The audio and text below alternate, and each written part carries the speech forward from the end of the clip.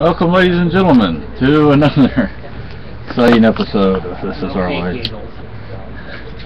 I'm doing this video. Aside from my wife, this is my most prized possession. I know, you can't really see, it's old and faded.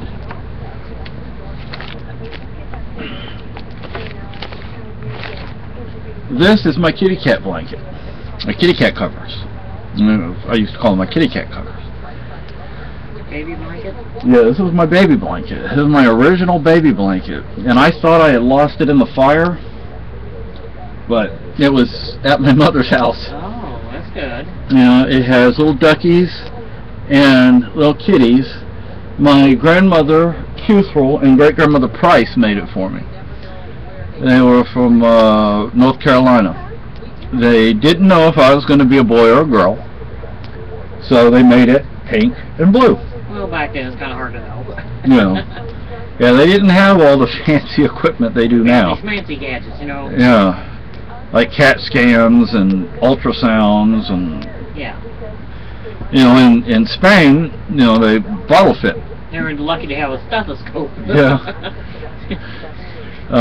So I wasn't breastfed, I was bottle fed, if that matters. Lock and key. So this was my original baby blanket, my kitty cat covers. I know it's very hard to see, but they're kittens with balls of yarn. There's a kitten with like a saucer of milk, and there are duckies, the yellow and different yellow and, well, I think that used to be blue. And the kittens are pink and blue, and the balls are of yarn. It used to have yellow trim, but yeah, I don't sleep with it anymore because it's delicate. Maybe one day it'll be in a museum. So this, I guess, is an AB video. I haven't made one of those in a while. Well, I wonder why. So my nose is running. Both our noses have been running. The trees are coming out, you know, the flowers, the leaves, the pollen. It's like, ugh. So, I think Lucky's worn out because he was with us all day. Yeah, I think he was about to. We almost had to carry him in the car to the house. Oh, was that the? I don't know.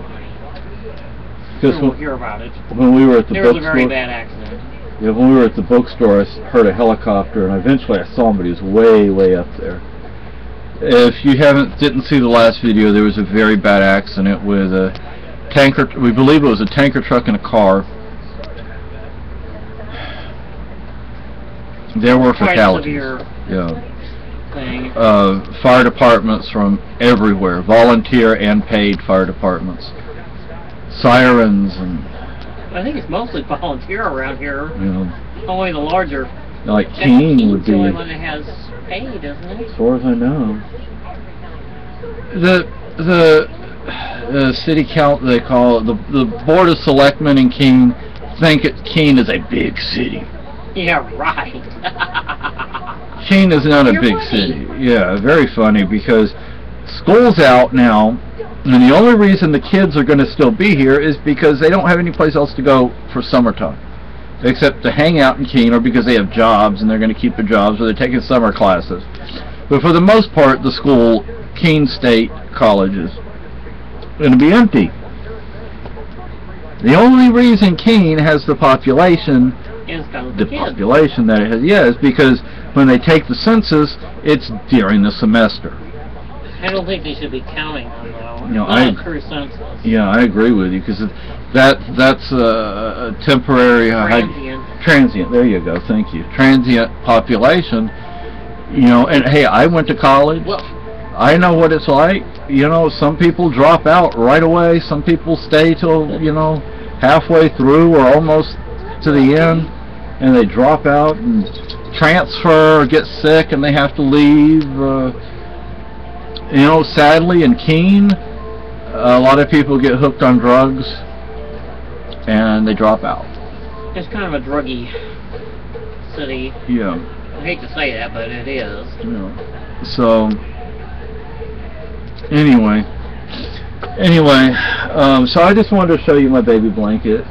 I don't know, you can't really see. You see there's some pink in there.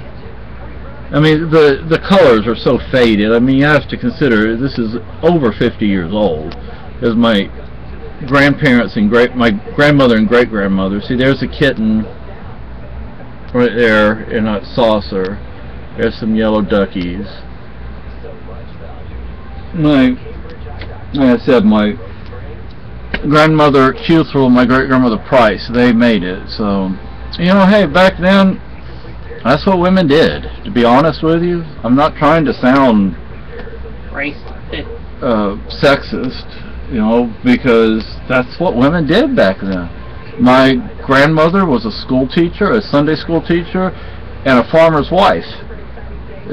She had a lot on her plate. You know, when it came time for planting, she had to get out there and help. When it came time for harvest, she had to get out there and help. So did the kids, so did everybody. Everybody pitched in.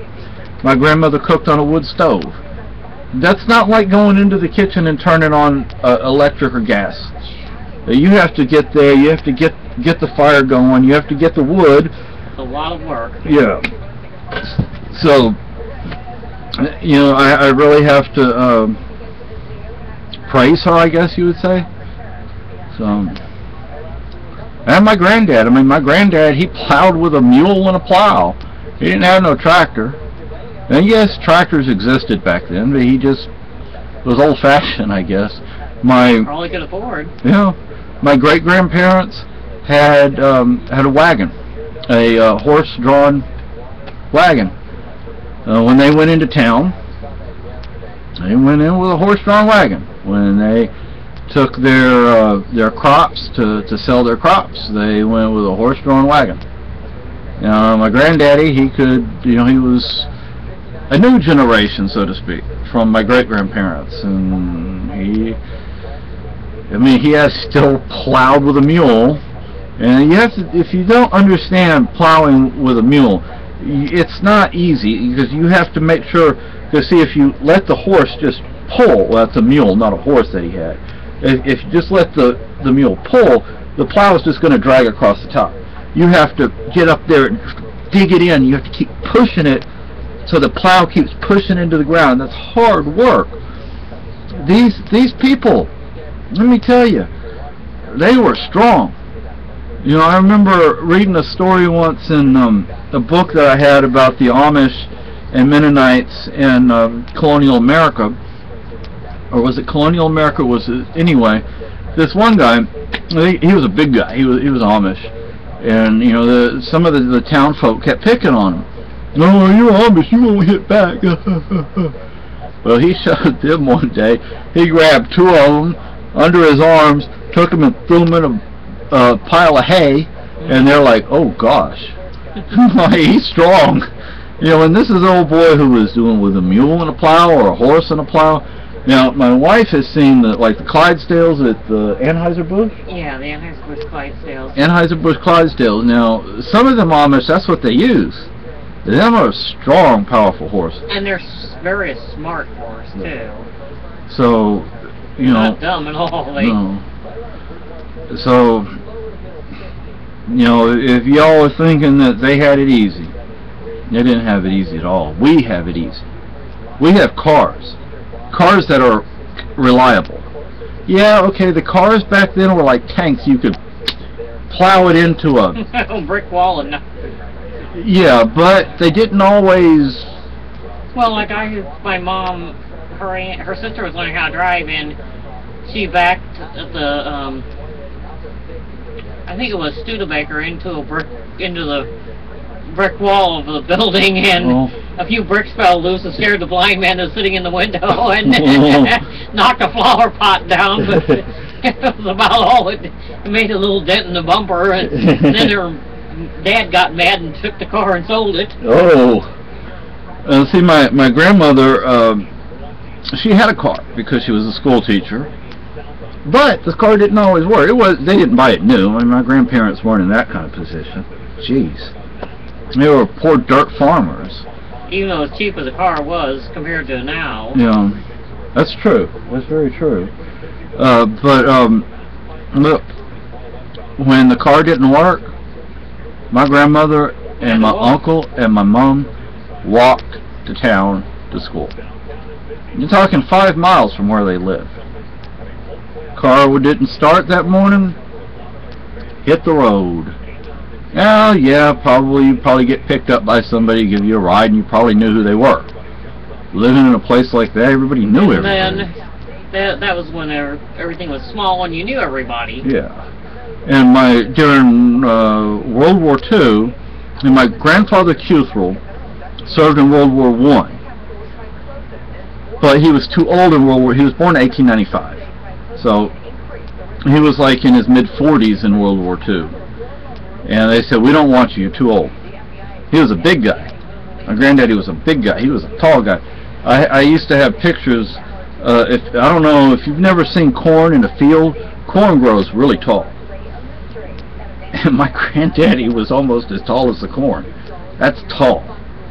I don't think people can really appreciate it unless you've seen corn in a field. Alright, it's tall.